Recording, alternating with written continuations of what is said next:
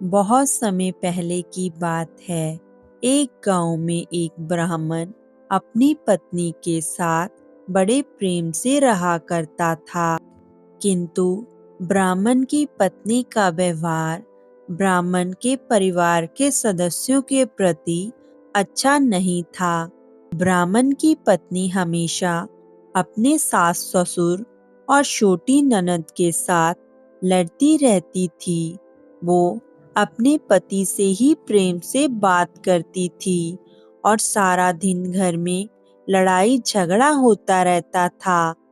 जब सारा दिन घर में कला क्लेश रहने लगा तो ब्राह्मण इस बात से बहुत परेशान हो गया और उसने अपनी पत्नी को साथ में लेकर अपने माता पिता का साथ छोड़ने का निश्चित किया।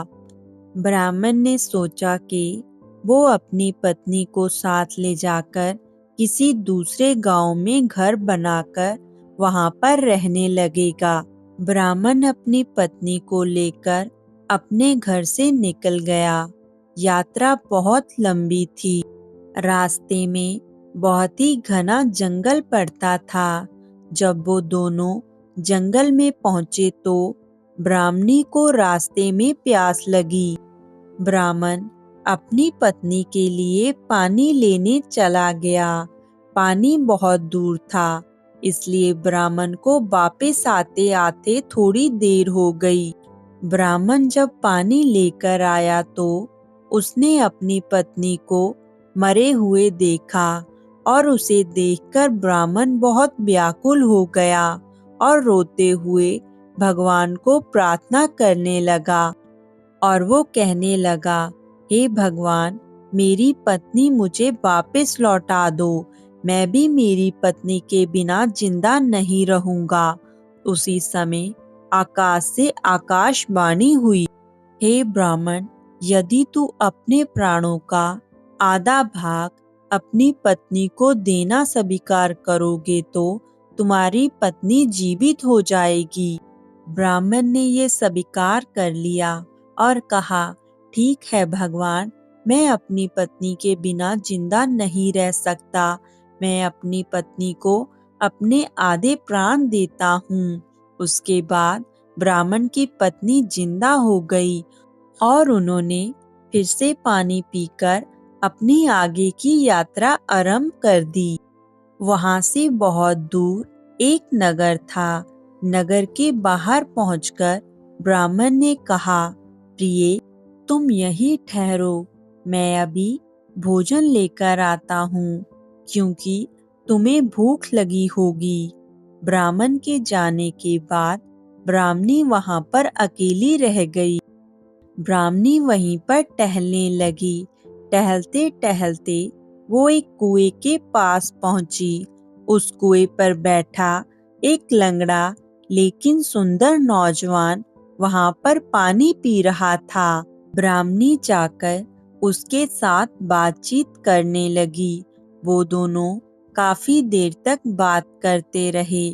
बातों ही बातों में ब्राह्मणी उस लंगड़े की सुंदरता पर मोहित हो गई और मन ही मन उसे अपना मानने लगी और लंगड़ा भी ब्राह्मणी को पसंद करने लगा और दोनों ने मन ही मन में एक दूसरे के साथ पूरा जीवन बिताने का फैसला कर लिया और दोनों बहुत देर तक बातें करते रहे। इतने में ब्राह्मण वहां पर आ गया। जब ब्राह्मण भोजन लेकर आया तो ब्राह्मणी ने ब्राह्मण से कहा, ये लंगड़ा व्यक्ति भी भूखा है, क्यों ना हम अपने हिस्से में से थोड़ा भोजन इसे भी दे दें।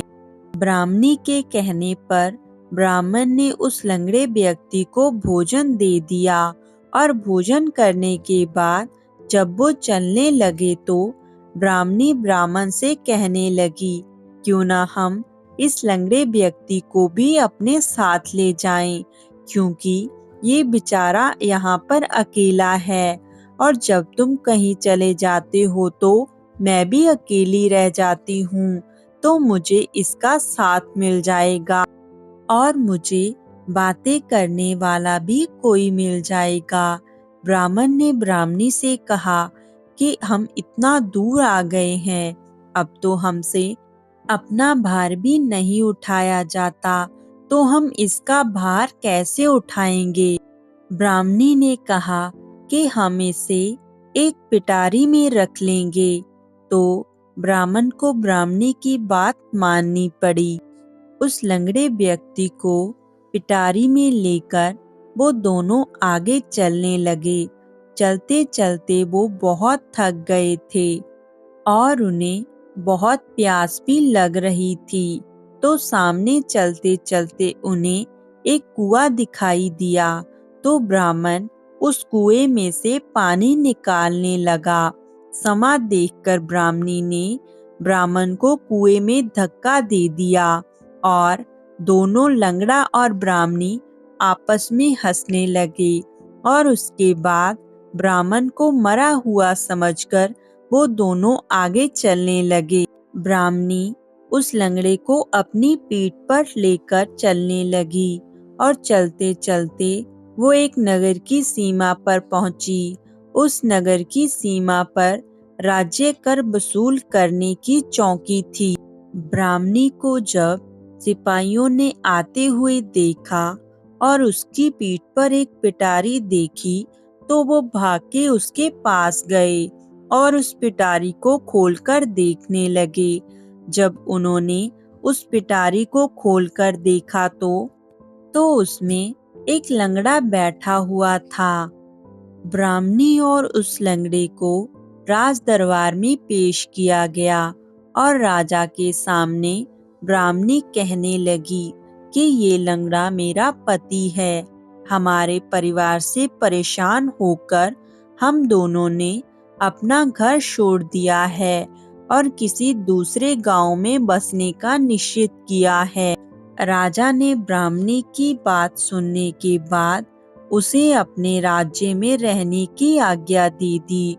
और दूसरी ओर ब्राह्मण कुआं सूखा होने के कारण वो मरा नहीं था और किसी साधु के द्वारा उसे निकाल लिया गया था और कई दिनों के बाद वो भी उसी राज्य में पहुंच गया था जहां पर ब्राह्मणी रहती थी।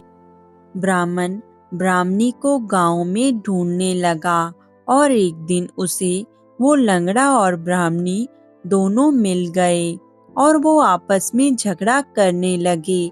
गांव वालों ने उन्हें, तुम अपनी समस्या राजा के सामने लेकर जाओ, वो जरूर इसका हल करेंगे।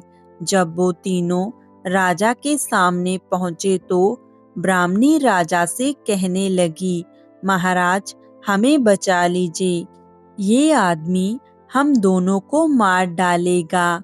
ये आदमी मेरे पति का पुराना बैरी है और हमारा पीछा करते करते वो यहाँ तक पहुँच गया। आप हमें बचा लीजिए महाराज। महाराज या तो इस आदमी को इस राज्य से निकाल दिया जाए या फिर इसे मरवा दिया जाए। ब्राह्मणी के कहने पर राजा ने ब्राह्मण के वध की आज्ञा दे दी कि इसे मरवा दिया जाए। ब्राह्मण ने आज्ञा सुनकर कहा, हे महाराज, इस स्त्री ने मेरा कुछ लिया हुआ है जिसकी वजह से मैं इसका पीछा कर रहा हूँ। आप पहले मुझे मेरी चीज दिलवा दीजिए, उसके बाद जो चाहे आप मेरे साथ कर सकते हो। राजा ने ब्राह्मणी से कहा, हे देवी, तुमने इसका जो कुछ भी लिया हुआ है वो सब इसे दे दो। ब्राह्मणी बोली, महाराज मैंने इसका कुछ भी नहीं लिया है। ब्राह्मण ने याद दिलाते हुए कहा, तुमने मेरे प्राणों का आधा भाग लिया हुआ है और सभी देवी देवते इस बात के साक्षी हैं। ब्राह्मणी को इस बात का नहीं पता था और उसे लगा कि ब्राह्मण उसके साथ मजाक कर रहा है और उसने कहा, ठीक है, मैं तुम्हें तुम्हारा भाग वापस देती हूँ। जब उसने ऐसे बोला तभी ब्राह्मणी मर गई और दरबार में खड़े सभी लोग इस बात पर हैरान हुए और पूछने लगे कि ये क्या हो गया है। तो ब्राह्मण ने सारी बात राजा को विस्तार से बताई और लंगड़ा बैठा बैठा रो रहा था। और ब्राह्मण राजा से आज्ञा पाकर अपने माता पिता के पास अपने गांव वापस लौट गया।